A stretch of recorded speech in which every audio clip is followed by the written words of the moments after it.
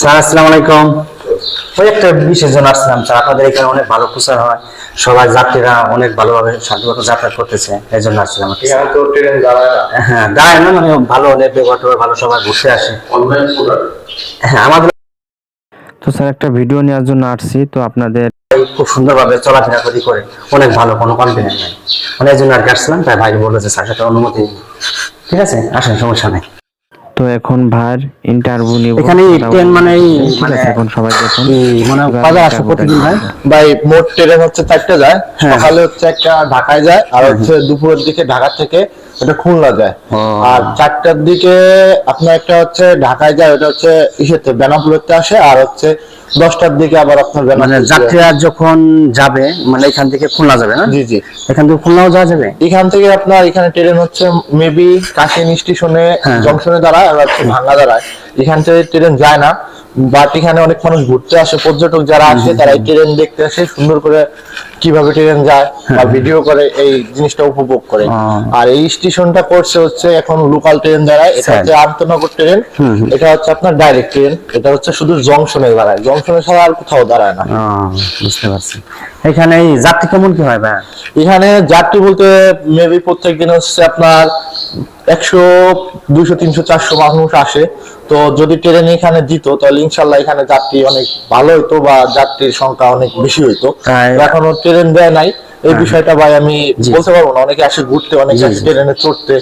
এখন ট্রেন যদি এখানে থামতো তাহলে আপনাকে বলতে পারতাম যাত্রী কিরকম কি হয়। এখন যাত্রীদের আশা আছে যে এখান থেকে যদি এখান থেকে সবাই যদি, যেমন আপনার আন্তনগর কি বললেন, যেমন খুলনা যাইতে পারতো, যদি এখান থেকে ঢাকা যাইতে পারতো, মানে অনেক ভালো হতো, যাত্রীদের মানে ভোগান্তি কম হতো, ঠিক না? অনেক হ্যাঁ, এখান থেকে যদি যাইতে পারতো, এখানে আমাদের এলাকা বা যারা আশেপাশে যারা আছে তাদের একটা আশা ছিল, সেটা হচ্ছে আপনার এখানে যদি ট্রেন দাঁড়াইতো, মানুষের যারা আছে এলাকাবাসী তাদের অনেক সুযোগ সুবিধা বেশি হইতো।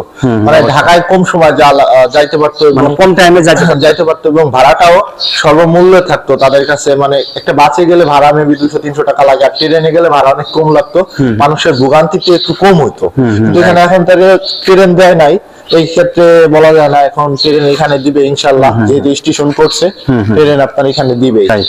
তো এখানে ভাই সবাই উদ্দেশ্য করে কিছু বলেন, যে আপনারা আসলে সবাই আশায় থাকেন, তো এখান থেকে আপনারা সবাই যাবেন ইনশাল্লাহ। ইনশাল্লাহ এখানে আপনার এখানে ট্রেন দিবে, সবাই ট্রেন আজ দেখ কাল দেখ, হয়তো একটু লেট করতে হবে, যেহেতু তারা দিছে ট্রেন, যেহেতু 2টা ছাড়ছে, তখন এখানে লোকাল ট্রেন দিবে। তো এই আশা আমার এলাকাবাসীর কাছে, সবাই ধৈর্য সহকারে থাকবেন, এবং ট্রেন এখানে আসলো কালো আমরা ট্রেনে চড়ে যাবো। মাশাআল্লাহ, যাক সবার মনে আশা পূর্ণ হোক। খুব ভালো লাগলো ভাই আপনার, আর আপনাদের এখানে পরিবেশটাও খুব ভালো, অনেকে পর্যটকরা আসে, ঘুরতে আসে, আসলে সবার কমপ্লেন নাই যে খুব এখানে ভাই, এখানে যারা আমাদের মুকশেদপুরের মানুষ আছে সবগুলো মাটির মানুষ। এক কথায় বলতে কি, এখানে মানুষ কোনো হাউকাউ ঝামেলা পছন্দ করে না। এখানে মানুষ আসে, সুন্দর মতো ঘরে, সুন্দর মতো স্টেশন করছে দেখে চলে যায়।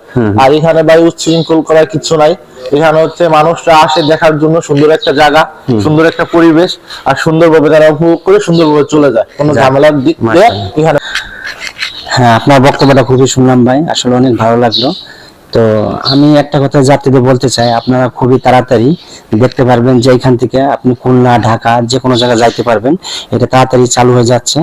আর যারা পর্যটকরা ঘুরতে আসেন, আসলে সবাই আসবেন ঘুরতে, এখানে পরিবেশটা খুবই ভালো, গ্রাম্য পরিবেশ, আসলে এরকম পরিবেশ কোথাও নাই। আপনি দেখবেন শীতের সময় অনেক শস্য ফুল, সব ধরনের ফুল এখানে দেখা যাচ্ছে। আর মানে প্রতিটা গাছে পাখি যেমন হইচই করে, মানে বিকেলবেলা আসলে আপনারা এই জিনিসটা দেখতে পাবেন।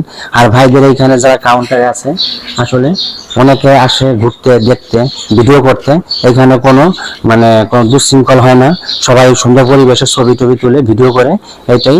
বাট আপনারা সবাই আসবেন, দেখবেন, আসলে পরিবেশটা খুবই সুন্দর। সবাই ওকে ভাই, আসসালামু আলাইকুম, ভালো থাকেন।